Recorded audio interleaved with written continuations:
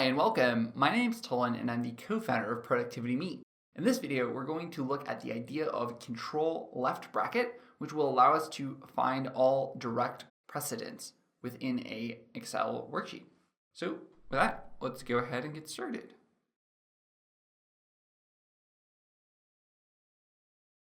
Here in Excel, we have a little situation where we are imagining tracking ebook sales on the Kindle, and we have 4 different quarters, and we have both some inputs such as quantity and then calculations, which are some calculation of another piece of data. So we could see which ones are formulas by pressing Ctrl tilde. That's something, a keyboard shortcut that we'll cover in a later video. Or we could use the go to function, go to special, and then figure out which ones are formulas, hit OK, right? So this is kind of useful, but we actually want to figure out which cells all come before this. Like, how do we get this individual value? What are the preceding values that come directly to give us this individual value? One way to do that would be to double click, and double clicking would highlight those individual cells. But there is a specific way that we can find this out without double clicking. We can press the Control key and the left bracket, and the Control key and the left bracket will automatically select those individual cells.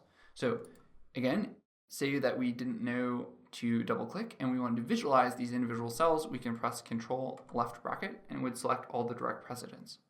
If we were to go here and we wanted to select all the direct precedents, we would press the Control left bracket and nothing would happen, meaning nothing directly comes into this individual calculation.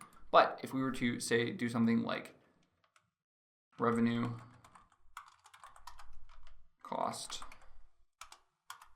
profit. Clearly my typing today isn't super great. Let's say we made $100 and it was $25 of costs. So the equation that we would use is revenue minus costs. So R3 minus R4, we're going to enter to input that information. Just because clearly I'm slightly compulsive, we can make those into currency, or rather accounting. And now we want to figure out which are the two items that contribute and allow us to get this individual calculation.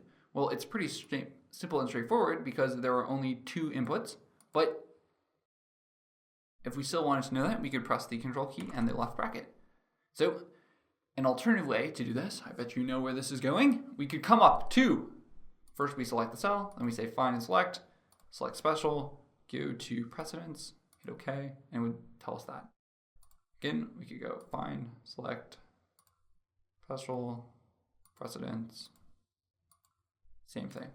Or we could come down here, we could go to Alt Home FD, select special, so S, and then precedents, and it would tell you which cells contribute that. So with that in mind, in our next video, we'll look at the idea of looking not necessarily at just direct precedents, but all precedents, essentially everything that rolls into that final equation. So check that out in our next video, and we'll see you again soon. As always, thanks for watching. Cheers.